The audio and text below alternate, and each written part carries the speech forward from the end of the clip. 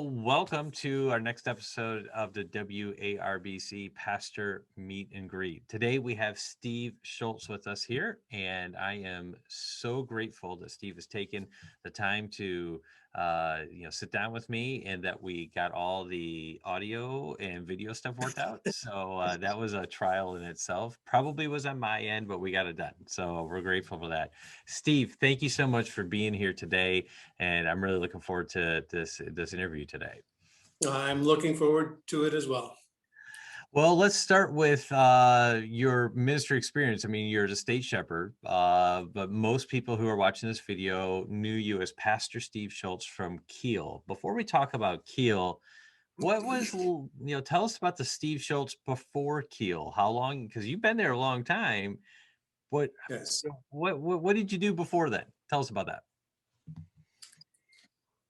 I trusted Christ for salvation when I was 13, and I didn't have a lot of religious background before that point. So I got involved in the church, Gospel Mission Baptist Church in Knapp. And after I graduated from high school, Pastor Bill Darrow recommended that I take at least one semester of Bible college. So I went off to Faith Baptist Bible College and met my wife there and graduated. And my first experience at ministry was a very small, rural, unaffiliated church in southern Iowa. And I was just there and realized I was not ready for ministry. And so we packed our bags and went out to Denver Baptist Theological Seminary. I studied there for 2 years and ran out of money and decided to take a break. And I was going to continue my education at Detroit Baptist Theological Seminary. Well, that was my plan.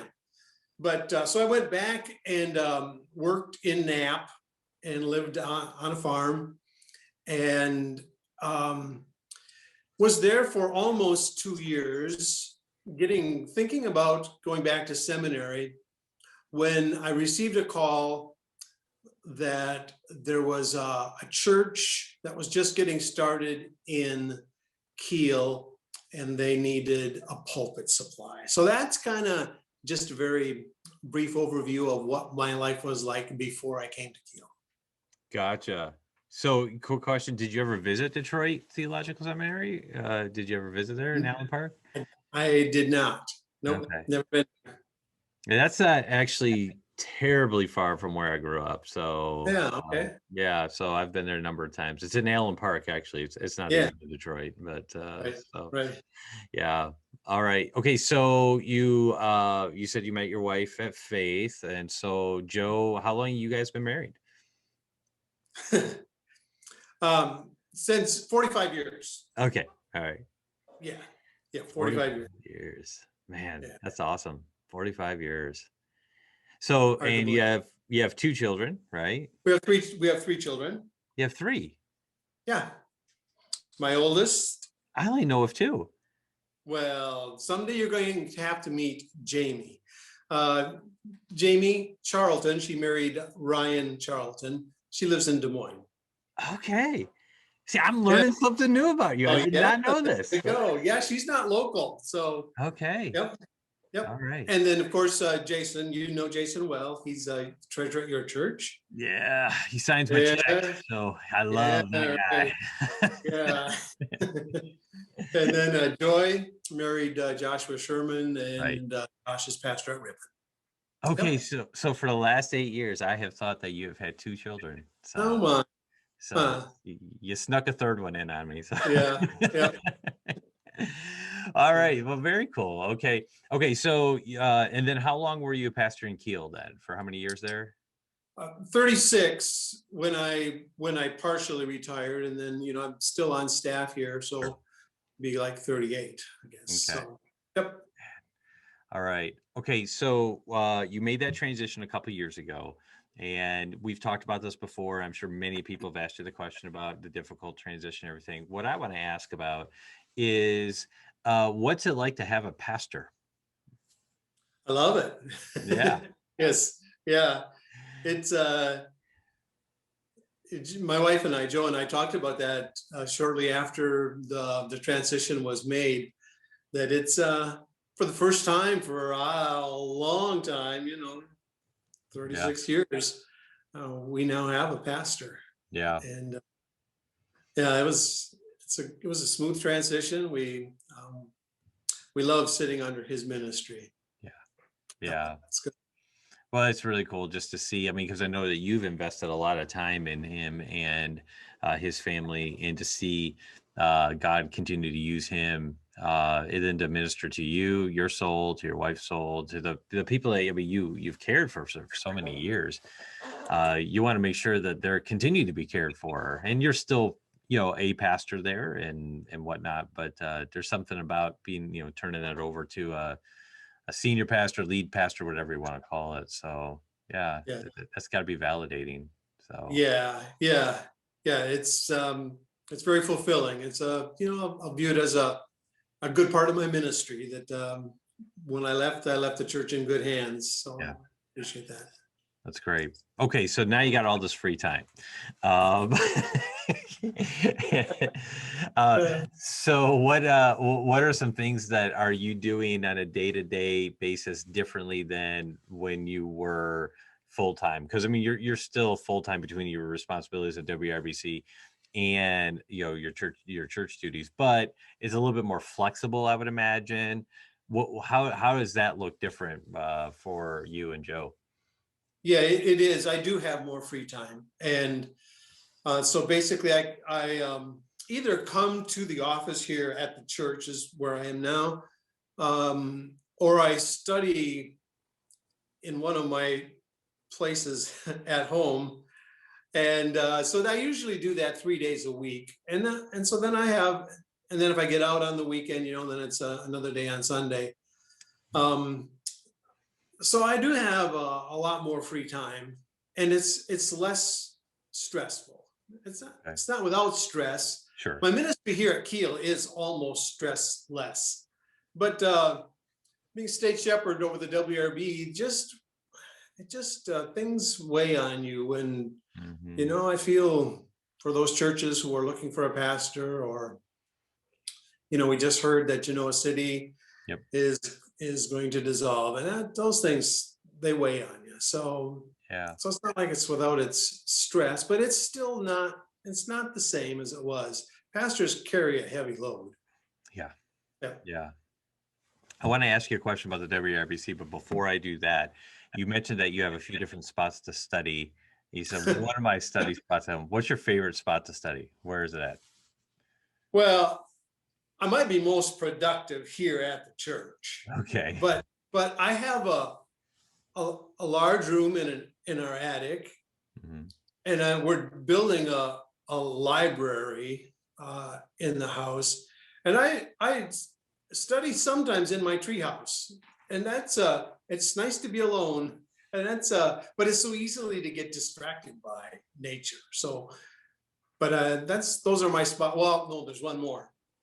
Maybe my favorite spot would be Sunrise Bakery and Coffee Shop. I'm kind of a regular there. Yeah. So those, I with being spread out, it seems like I never have what I need. Wherever I am, what I need is at the other place. But yeah, it's okay. It's good. All right. Very cool. I was waiting for you to talk about the treehouse a little bit because I wondered if that was a spot. I didn't think about the distraction factor of nature and everything. But you could also just take a lot of naps and no one's going to know. So that's true. I can do that in almost every place except the bakery. Yeah. Okay, so you talked a little bit about the WRBC and how that weighs on you, and that's one of the reasons why we thought that you would be a good state shepherd, is because you have shown, at least in the 8 years that I've known you, a real love for the WRBC. So what are some of your goals? Like, what would you love to see accomplished in the WARBC? My goals are kind of would be difficult to measure, probably. My goal would be that our churches would love to be part of the association, that they would see the value, that they would look forward, not just the pastors, but laymen too would look forward to conferences, and they would view it as a family reunion, and they want to be together because they love being with our people. So that's kind of, and I don't know how you measure it, but it's building, my goal is to build oneness, a sense of belonging among all of our churches. And then of course, I want to see us to grow. I just think we've got a good thing going here, and we need to grow it. I wish more churches were involved. Yeah, I appreciate that. Well, let me just have one more question I always ask everybody, and that is, what would you recommend? It could be a book, it could be a website, it could be, a treehouse, whatever it is. What would you recommend to other pastors to have at their disposal that would help them in ministry? Yeah, I have and I probably should have taken like a snapshots of these and made them available, but I don't know if you can see this. These are from an association standpoint. This is churches partnering together, Chris Bruno, Matt Dirks. And this would be, I have a couple recommendations for those who might not see the value of an association or see why is it so important for churches to associate. And then the other one is by Chris Bronze, and that's Bound Together. And that's, that's maybe more, well, one of the key words for that he uses that resonates with me is solidarity. It's just the biblical concept of being part of a unit, whether it's family or church or association of churches, that you become one with that group. And so that's a good book.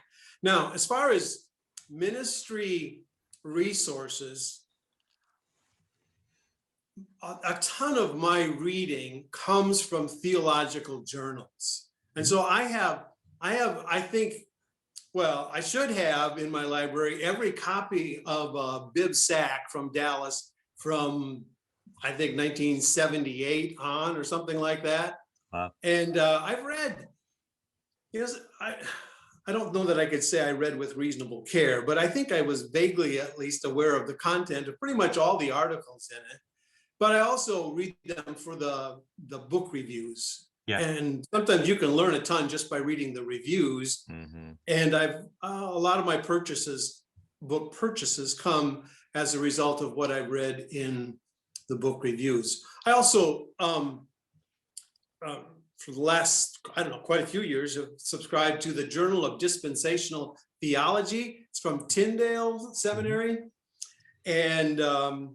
And that one's good too. I did get the journal from Detroit Baptist Theological Seminary. If they quit publishing it, I think you can ask them for a printed copy, but they mostly want you to do everything online now. Mm-hmm. So that's really been kind of the mainstay. I do read books, but I think this has probably been the most influential as far as it's keeping me somewhat informed and a little bit up to date about what's going on and what people are talking about.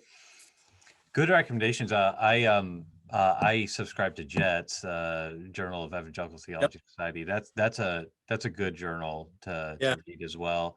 Your two book recommendations are both authored by my friends. So it's good. They're gonna be glad. They're gonna be glad that my friends are promoting their books. So well, very cool. Thank you so much for doing this today and sharing this with you. And before I sign off, is there anything else you'd like to share with the pastors of WARBC? Anything else you'd like to add before we sign off?